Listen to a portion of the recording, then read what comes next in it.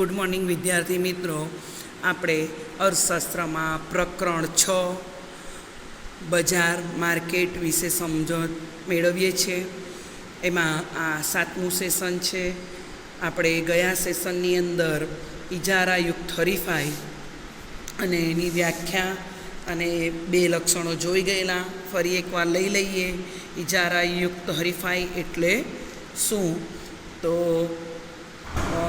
Professor ચેમ્બરલિન કહે છે કે પૂર્ણ હરીફાઈ અને પૂર્ણ ઇજારો ન હોય તો બંનેનું સહઅસ્તિત્વ હોય તેવા બજારને ઇજારાયુક્ત હરીફાઈ કહીશું. શ્રીમતી રોબિન્સન કહે છે કે જો પ્રત્યેક પેઢી ઇજારદાર બનતી હોય અને સાથે સાથે હરીફાઈ પણ કરતી હોય તેવી બજારની પરિસ્થિતિને અપૂર્ણ હરીફાઈ કહીશું. ઇજારક હરીફાઈના લક્ષણો: મોટી સંખ્યામાં વેચનારા અને અસંખ્ય ખરીદનારા. આપણે જોઈ ગયેલા કે નજીકની અવેજી વસ્તુઓનું ઉત્પાદન કરતી એવી પેઢીઓ જોવા મળે, એટલે મોટી સંખ્યામાં વેચનારા હોય પણ પૂર્ણ હરીફાઈની જેમ મોટા પ્રમાણમાં ન હોય. દાખલા તરીકે મોટર કાર વેચનારા, મોબાઈલ વેચનારા વગેરે. આગળ લઈએ બીજું લક્ષણ લીધેલું, વસ્તુ વિભિન્નતા, કે એક જ પ્રકારની વસ્તુ પરંતુ રંગ, કદ, આકાર, વજન અને ગુણવત્તામાં જુદી જુદી જોવા મળે. પૂર્ણ હરીફાઈની જેમ સમાનતા જોવા મળે નહીં. હવે આપણે આગળ લઈએ ત્રીજું લક્ષણ ઇજારાયુક્ત હરીફાઈનું, પેઢીઓની મુક્ત અવર જવર. ઇજારાની જેમ પેઢીઓ આવી શકે ને એક જ પેઢી હોય ત્યારે અહીંયા ઇજારાયુક્ત હરીફાઈમાં બજારમાં પેઢીઓની મુક્ત અવર જવરનો અર્થ પેઢીઓનો ઉદ્યોગમાં વિના નિયંત્રણે પ્રવેશ અને નિકાસ. જ્યારે કોઈ એક ઉદ્યોગ અસામાન્ય નફાની સ્થિતિમાં હોય ત્યારે આવા નફાથી આકર્ષાઈને પેઢીઓ મુક્તપણે ઉદ્યોગમાં આવી શકે છે, એટલે કે પ્રવેશ કરી શકે છે. અને જો કોઈ ઉદ્યોગ અસામાન્ય ખોટની સ્થિતિ ઊભી થાય તો પેઢીઓ આ ખોટના કારણે ઉદ્યોગ છોડીને, એટલે કે પોતાનો વ્યવસાય બંધ કરીને જઈ શકે છે. એટલે પૂર્ણ હરીફાઈની જેમ અહીંયા પેઢીઓની મુક્ત અવરજવર જોવા મળે છે. ઇજારા જે પ્રવેશબંધી નથી. આ બજારમાં પેઢીઓની અવરજવર ઉપર કોઈ પણ પ્રકારનો પ્રતિબંધ જોવા મળતો નથી, એટલે કે નિયંત્રણ જોવા મળતો નથી. ઇજારાયુક્ત હરીફાઈવાળા બજારમાં પેઢીઓની મુક્ત અવરજવર માત્ર ને માત્ર ટૂંકા ગાળા માટે જોવા મળે છે. એટલે કે પેઢીઓ ટૂંકા ગાળામાં ઉદ્યોગોના નફાથી આકર્ષાઈને પ્રવેશે છે અને ખોટને કારણે નીકળી જાય છે. આમ લાંબા ગાળે જ્યારે ઇજારાયુક્ત હરીફાઈવાળું બજાર સામાન્ય નફાની સ્થિતિ હાંસલ કરે ત્યારે પેઢીઓની ઉદ્યોગમાં અવરજવર આપોઆપ બંધ થઈ જાય છે. કારણ કે જ્યારે ઉદ્યોગ સામાન્ય નફાની સ્થિતિ સુધી પહોંચે છે ત્યારે પેઢીઓ આવા ઉદ્યોગમાં પ્રવેશવા માટેનું આકર્ષણ રહેતું નથી અને પેઢીઓ ઉદ્યોગનો પ્રવેશ બંધ કરે છે. તેવી જ રીતે ઉદ્યોગમાં સામાન્ય નફાની સ્થિતિ એ કોઈ પેઢી ખોટ ન કરતી હોય તો ઉદ્યોગ છોડી જતી નથી. બરાબર. આગળ લઈએ આપણે ચોથું એનું લક્ષણ ઇજારાયુક્ત બજારનું, ઇજારાયુક્ત હરીફાઈવાળા બજારનું, તો વેચાણ ખર્ચ. વેચાણ ખર્ચ એટલે વસ્તુના વેચાણ માટે થતો ખર્ચ. બરાબર.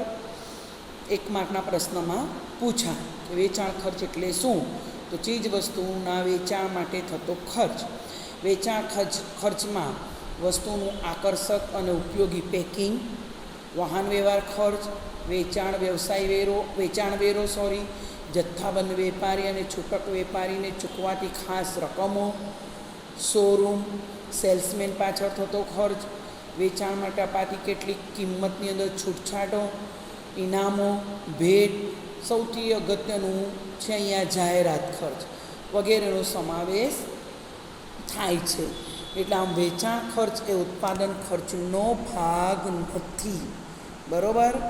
તો ઇજારાયુક્ત હરીફાઈમાં વેચાણ ખર્ચ એક વિશિષ્ટ લક્ષણ છે.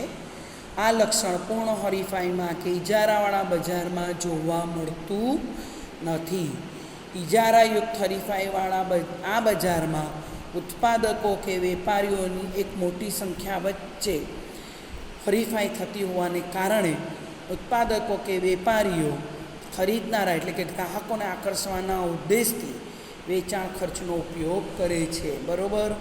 હમણાં દિવાળી આવશે, દશેરો ચાલે છે, એટલે મોટર કાર ઉત્પાદન કરતી કંપનીઓ, એસી ફ્રીજ ઉત્પાદન કરતી કંપનીઓ ગ્રાહકોને આકર્ષવા માટે ઇનામની જાહેરાત કરશે, કિંમતોની છૂટછાટ આપશે, જે ઇજારા ફક્ત ઇજારામાં ન હોય અને પૂર્ણ હરીફાઈમાં પણ ન હોય. બરાબર. આ ઇજારાયુક્ત હરીફાઈમાં જોવા મળે. બરાબર. તો આ એનું ચોથું લક્ષણ. આગળ લઈએ બિનકિંમત હરીફાઈ. ઇજારાયુક્ત હરીફાઈની અંદર ઇજારાયુક્ત બજારમાં કિંમત હરીફાઈની સાથે સાથે બિનકિંમત હરીફાઈ પણ જોવા મળે છે. આ બજારમાં ઉત્પાદકો અને વેચનારાઓ વસ્તુની માંગ વધારવા માટે વસ્તુની કિંમત સ્થિર રાખી વસ્તુની ગુણવત્તામાં ફેરફારો કરી જાહેરાતના માધ્યમ દ્વારા ખરીદનારાઓ અને ગ્રાહકોને આકર્ષવાના પ્રયત્નો કરે છે. બરાબર. તો આ ઉપરાંત તેઓ વસ્તુ વેચાણ બાદની વિવિધ ગુણવત્તાસભર સેવાઓ પૂરી પાડે. બરાબર. ગ્રાહકોને એ માટે આકર્ષે, ગેરંટી વોરંટી પીરિયડ વધારી આપે. બરાબર. આ પ્રકારનું જે ગ્રાહકોને આકર્ષવા માટે સ્કીમો આપે તેને આપણે બિનકિંમત હરીફાઈ કહીશું. કે ભાઈ આપણે એસી લઈએ, ફ્રીજ લઈએ, તો કે હમણાં દિવાળીના લીધે છૂટછાટ હોય તો કે ભાઈ 2 વર્ષની નહીં 5 વર્ષની વોરંટી પીરિયડ, 6 વર્ષની, તો એ બિનકિંમત હરીફાઈનું લક્ષણ કહેવાય. બરાબર. આગળ આપણે લઈએ બજાર અંગેનું અપૂરતું જ્ઞાન. આ બજારમાં વસ્તુના વેચનારા અને ખરીદનારાઓને બજાર અંગેનું સંપૂર્ણ જ્ઞાન હોતું નથી. બરાબર. આ બજારમાં નજીકની અવેજીની તમામ વસ્તુના ગુણધર્મો, ગુણવત્તાથી તેઓ માહિતગાર હોતા નથી. દાખલા તરીકે આપણે મોબાઈલ લેવા જઈએ તો આપણે કેટલા કયું છે, કેટલા ફીચર છે એ આપણને ખબર હોતી નથી. એટલે એ જાણકારને આપણે પૂછીએ છીએ. અને બજારમાં નજીકની અવેજી વસ્તુની કિંમતો એક સમાન પણ હોતી નથી. બરાબર. અને આ બજારમાં એક સરખા ઉપયોગમાં આવતી નજીકની અવેજી વસ્તુની કિંમત ઊંચી અથવા નીચી હોઈ શકે. તો સરવાળે આ એક એવું બજાર છે કે જ્યાં નજીકની અવેજી વસ્તુનું ઉત્પાદન કે વેચાણ કરતી પેઢીઓની મોટી સંખ્યા હોય છે. આ ઉપરાંત આ પેઢીઓમાં વેચાણ ખર્ચના માધ્યમથી વસ્તુની એક અલગ ઓળખની રચના કરી ઇજારા જેવી સ્થિતિનું નિર્માણ કરે છે.